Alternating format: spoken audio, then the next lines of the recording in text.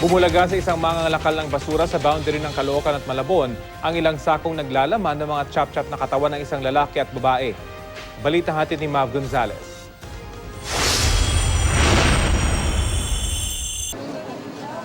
Chinap-chop at nakasilid sa mga sako ang natagpo ang katawan ng isang lalaki at isang babae sa bahagi ng Samson Road, boundary ng Caloocan at Malabon, pasado 2:00 ng madaling araw.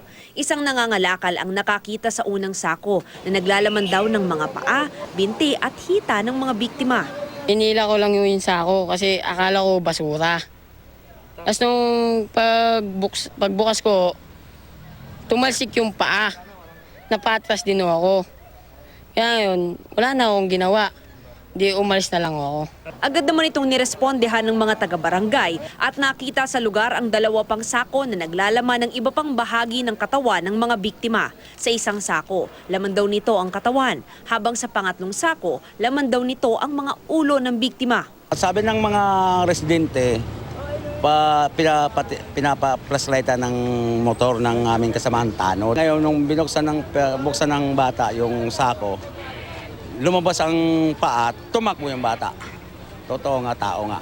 Wala raw nakakita kung sino ang posibleng nagtapo ng mga sako, bagamat tambakan talaga ng basura ang lugar. Ayon pa sa mga taga-barangay, hindi raw taga roon ang mga natagpo ang bangkay.